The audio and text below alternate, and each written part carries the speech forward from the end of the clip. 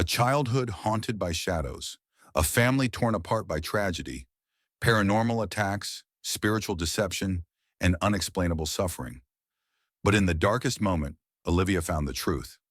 Watch till the end to see how she escaped the grip of evil.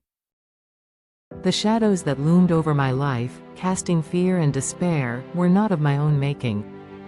They had taken root long before I was even born. My parents, Nathan and Sarah, lived a peaceful life in a quiet town, raising my two half-sisters from my mother's first marriage. Their happiness was complete when they learned that I was on the way, a much-longed-for baby after years of struggle. But what should have been a time of joy turned into a nightmare. It began on an ordinary day. My older sister, Amelia, 13 at the time, refused to go to school, claiming she was still unwell from a recent illness. My exhausted mother, heavily pregnant, finally gave in, allowing her to stay home alone for a few hours. A decision she would regret forever. By noon, Amelia had vanished. A frantic search ensued.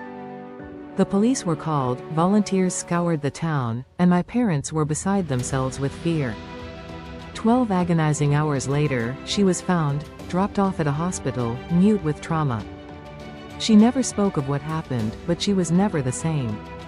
Her joy, her fire, it all disappeared that day. And the man responsible was never found. A year later, tragedy struck again. My other sister, Emily, was on a camping trip when she chased after a wild horse, tripped, and was struck in the head. The injury nearly killed her. Though doctors replaced the missing skull piece with animal bone, the only option at the time, it wasn't enough. By 16, Emily was gone, claimed by bone cancer. Grief engulfed my family. Then, the vision started. I was only a child when I first saw her. A girl, no older than me, lingering in the shadows of our home. She called herself Molly. At first, she was my secret friend. But soon, she turned into something else entirely. Objects shattered without cause, strange whispers filled the night, and fear gripped me like a vice. Sleep became a battleground, paralysis, nightmares, waking up in places I didn't remember going. My parents, desperate for answers, turned to the church. And, for a time, the horrors subsided. But peace was fleeting.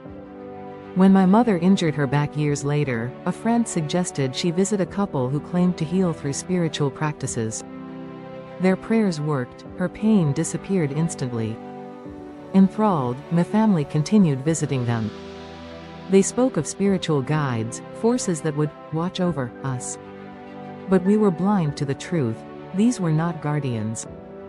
They were demons. Subtle at first, their presence grew. I found myself waking up screaming in cupboards, haunted by unspeakable nightmares. The house grew cold, unnaturally so. Accidents multiplied, shadows moved when no one was there, and unseen hands left bruises on my skin. In desperation, my parents sought help from the very people who had led us into this darkness. The so-called healers performed an exorcism, but it only made things worse. Our home became infested, both physically, as spiders filled the walls, and spiritually, as terror consumed us. My father suffered a mental breakdown, his health deteriorating until he could no longer work.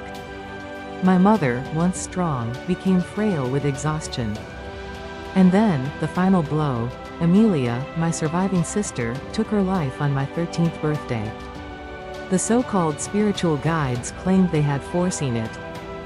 2 weeks later, my grandmother died. Then a close family friend. Then another. Death circled us like vultures. With nothing left to lose, we turned to the one thing we had abandoned. Jesus Christ, a local pastor, hearing of our suffering, came to our home. For the first time, the darkness was called by its true name.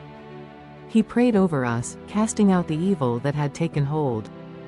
We learned of the deception we had fallen into, how the enemy had disguised himself in light. That night, we gave our lives to Christ. The shadows lifted. Peace returned. But my journey did not end there. For decades, I strayed, chasing fulfillment in the world but only finding emptiness. It took years of pain for me to return to Jesus Christ. And when I did, the battle reignited. Darkness does not let go easily. My family faced renewed attacks, strange illnesses, unexplainable fatigue, nightmares. My son, once healthy, became bedridden with a condition doctors could not diagnose. Yet, at his Christian university, his health miraculously improved, only for the symptoms to return the moment he came home.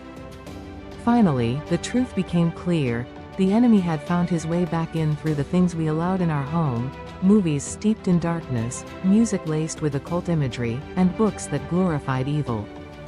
Without realizing it, we had opened doors to the very spirits we had cast out years ago. Determined to be free, we purged our home. Every object tied to darkness was destroyed. We covered our home in prayer, played worship music, and stood firm in faith. The attacks stopped. My son's health was restored after 8 years of suffering. My own illnesses vanished. Peace, true peace, took hold. I have learned a powerful truth. Darkness thrives where it is invited, but it flees in the presence of Jesus. Today, my family and I walk in His light, standing firm against the enemy. No longer bound by fear, we live with the freedom only Christ can give. The battle is real, but the victory belongs to Him. Thank you for watching. Click on these to watch more real-life transformational stories and subscribe to get a notification anytime we share real-life stories of awesome acts.